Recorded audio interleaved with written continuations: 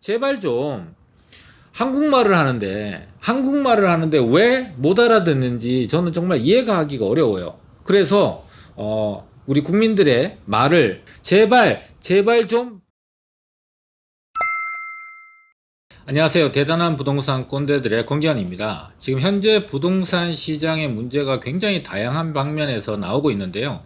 가장 큰 문제점이라고 할 수 있는 건 수요 공급의 문제라고 할 수 있고, 그 중에서 공급이 부족한 부분이라고 할 수 있습니다. 그런데 이 공급은 단기간에 물리적으로 현실적으로 해결할 수가 없어요. 시간이 좀 필요하다. 지금부터 계획되는 모든 물량들이 적어도 3년, 4년 이후에 시장에 나올 수밖에 없고, 그 사이에 현재 시장에서 매물 잠김 현상이라든지 매물 부족 현상을 해소할 수 있는 방법들은 정책적인 부분들인데, 그래서 이제 수요 공급 측면에서 공급은 단기간에 해결할 수 없다. 두 번째가 이제 정책인데요.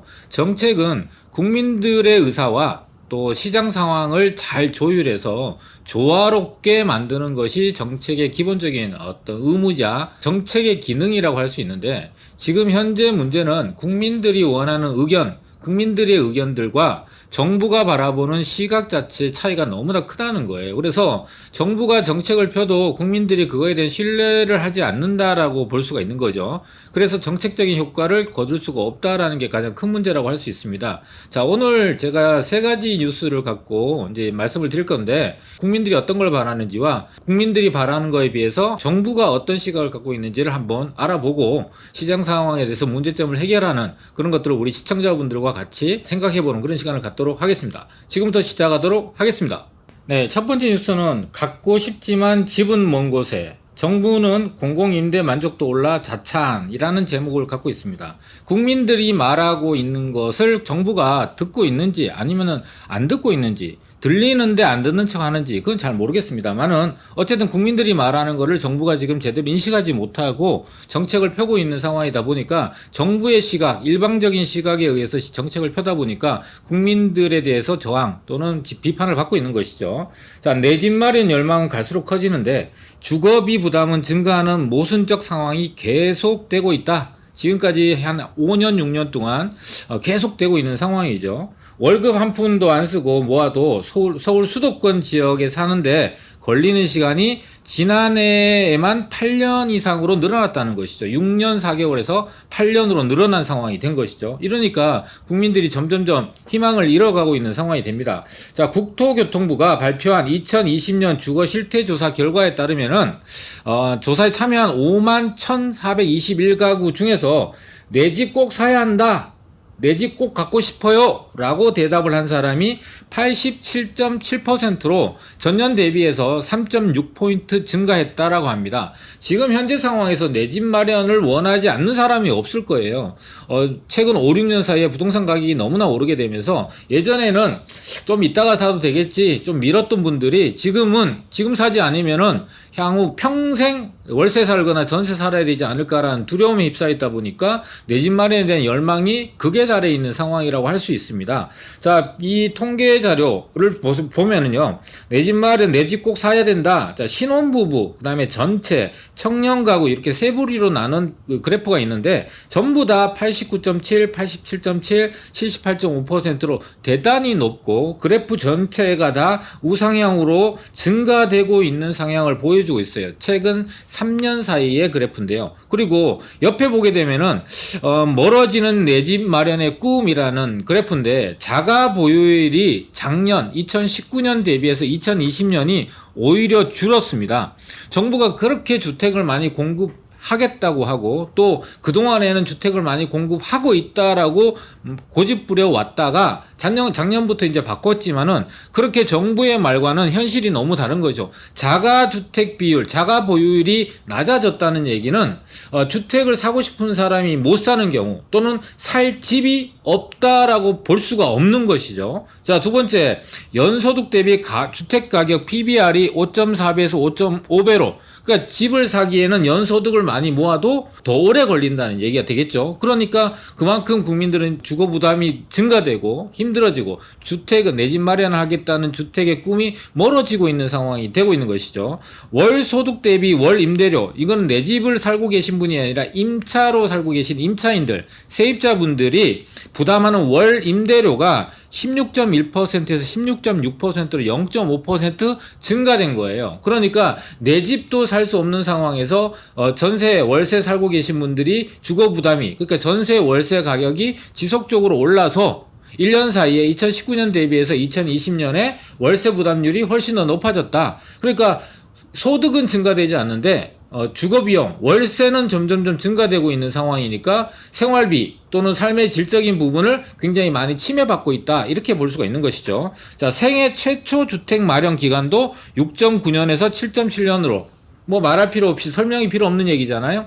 그래서 이런 통계들이 계속해서 나와요. 이 통계 자료를 어디서 조사한 거냐면 국토교통부에서 조사했어요. 정부가 조사했단 말이에요. 그럼 정부가 조사한 거를 토대로 해서 정책에 반영을 해야 되는데, 정부는 이런 정부 자료에서 나온, 정부 통계 자료에서 나온 이 데이터마저도 무시하고 지금 현재 일방적인 정책들을 펴고 있다 보니까 시장에서 많은 비판을 받고 있다라고 할 수 있습니다. 그럼 정부의 시각이 어떤지를 한번 보게 되면은요. 한편 정부는 공공임대주택 만족도 증가를 근거로 공공임대 확대 정책을 집중하겠다라는 방침이랍니다. 그러니까 시장에서 내 집 마련을 원하는 사람들이 이렇게 비중이 높아지고 있는데, 이 내 집의 종류가 내 소유의 소유하게 되는 자가주택인지 임대주택 형태를 원하는지를 구분하지 않았던 거죠. 그래서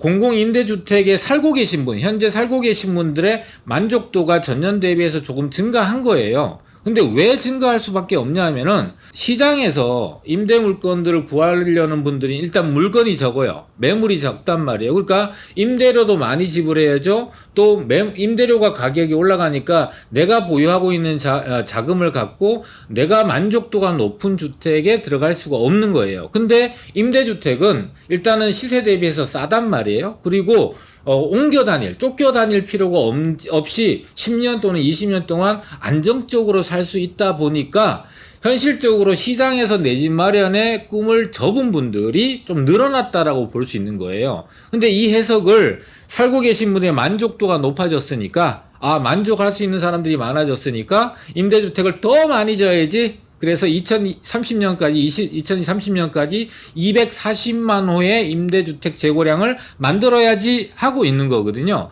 이게 시장에서 국민들이 말하는 그런 자가주택, 내 집 사고 싶어요 라는 뜻의 안에 있는 내 집과 이 임대주택이 같은 등가인지 아닌지를 좀 생각해 봐야 될 것 같습니다. 우리 시청자분들은 어떻게 생각하는지 모르겠네요. 내 집 마련을 하는 사람들이 아니고, 내 집 마련을 원하는 게 아니고 임대주택에 들어오려고 하는 사람들이 많다, 이렇게 이해를 하고 해석을 해버리는 것이다 보니까 국민들이 말하는 말과 알아듣는 정부가 완전히 매칭이 안 되는 거죠.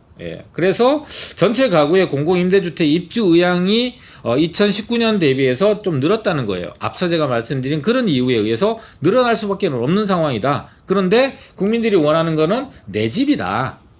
시장에서 구할 수 있는 내 집, 내 소유의 집을 원한다라는 걸 우리 정부가 좀 알아들었으면 좋겠다. 다음 뉴스 보도록 하겠습니다. 자, 이번 뉴스는 국민들 임대주택보다는 주택 전세자금 대출을 더 원한다. 전세자금 대출이나 주택자금 대출을 원한다라는 거예요. 그러니까 내 집을 원한다는 뜻이죠. 그래서 이게 이제 국토부에서 조사한 가장 필요한 주거 프로그램이라는 이제 설문을 조사를 한 건데, 보게 되면 전체 가구를 비중으로 봤을 때 주택 구입 자금을 원한다가 34.6%, 그리고 전세 자금 대출을 원한다라는 게 24.5%니까 합치면은 68.69% 정도, 거의 70% 정도의 전체 가구 중에서 70% 정도가 이 주택 구입 자금과 전세 들어가는데 돈이 부족하니까 전세 자금 대출을 확대해 주기를 원하는 거예요. 또 이 주택을 점유하고 있는 유형별로 보게 되면은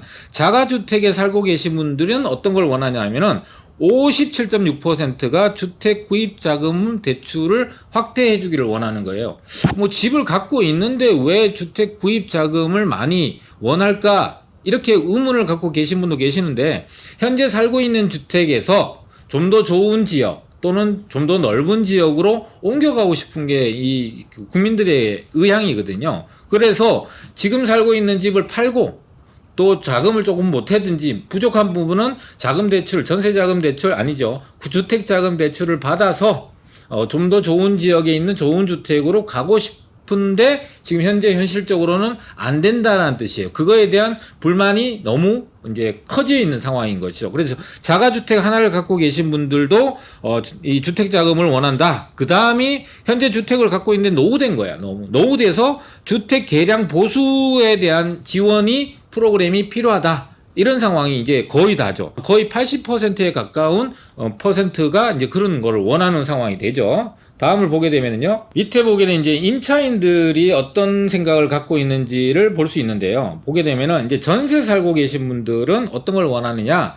내 집 마련을 하기에는 자금 여력이 부족하고 주거 안정적인 부분에서 월세보다는 훨씬 더 안정적인 전세에 사시는 분들이 전세자금 대출을 좀 확대해 주세요라고 합니다. 그리고 두 번째가 주택 구입 자금 대출. 그러니까 전세에 살고 있는 것들, 전세에 오래 살고 있다 보니까 그 사이에 주택 가격이 너무 많이 오른 거를 체감을 한 거예요. 그래서 상대적 박탈감을 엄청나게 느끼고 있는 계층이 이 전세에 머물러 계신 분들이거든요. 그래서 비중이 비슷해요. 전세 자금 대출, 전세 금액이 너무 올라서 현재 살고 있는 주택을 유지하는데도 돈이 많이 필요해요. 그러니까 전세 자금 대출을 좀 해주세요. 두 번째는 내가 전세로 살다 보니까 주택 가격이 너무 오르니까 내 집이라도 꼭 사야겠어요. 그래서 내 전세 보증금에다가 부족한 돈, 집 살 때 부족한 돈을 좀 더 대출을 확대해 주세요가 이렇게 비중이 높은 것이죠. 자, 반대로 월세에 살고 계신 분, 전세 보증금조차 없는 분들이 이제 월세에 살고 계시잖아요.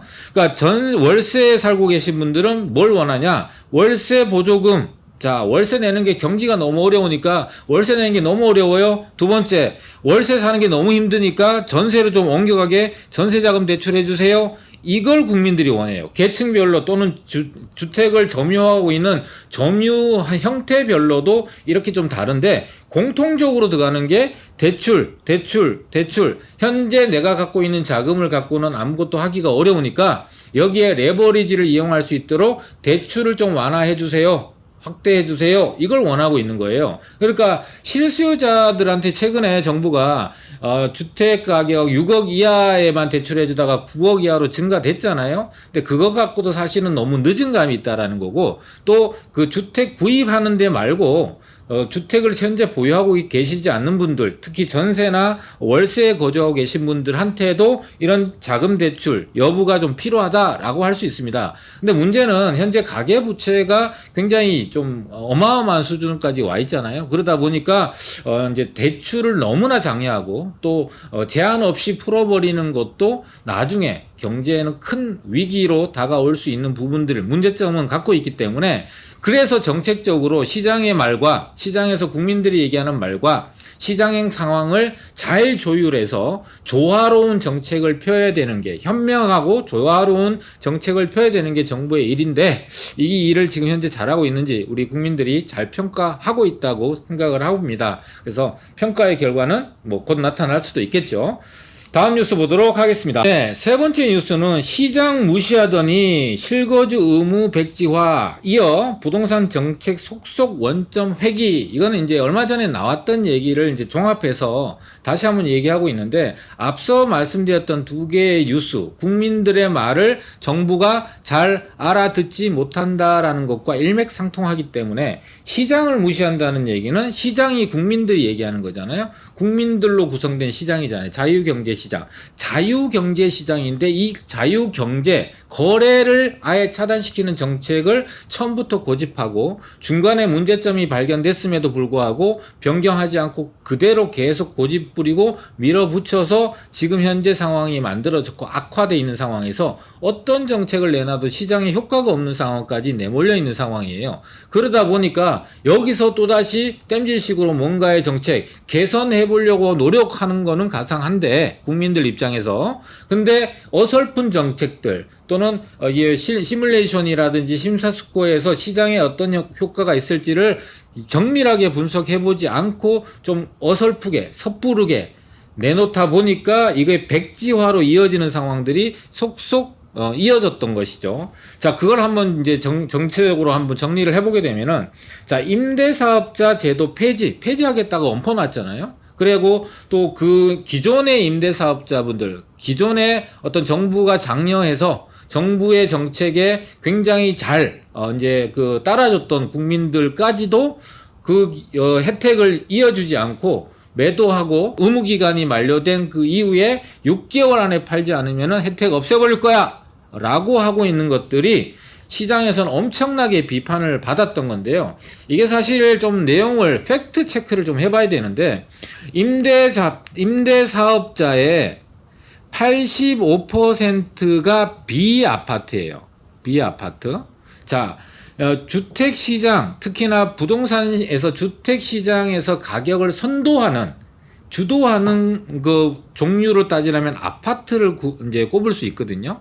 근데 이 아파트가 선두를 달리면서 가격을 전체적으로 영향을 주는 그런 형태인데, 임대사업자가 다주택자라는 이유로 85%가 아파트를 갖고 있지 않는데 이 임대사업자를 적폐로 그 부동산 가격을 올리는 적폐라고 집어넣고 여러 가지 상황들을 끼워 맞추기를 하다 보니까 무리한 정책을 폈던 것이다. 두 번째로는 뭐냐면은 전체 임대사업자 중에서 60%가 전체 임대사업자의 60%가 거주를 하든 안 하든 이제 주택이 없으면서도 임대사업자를 낼 수 있거든요.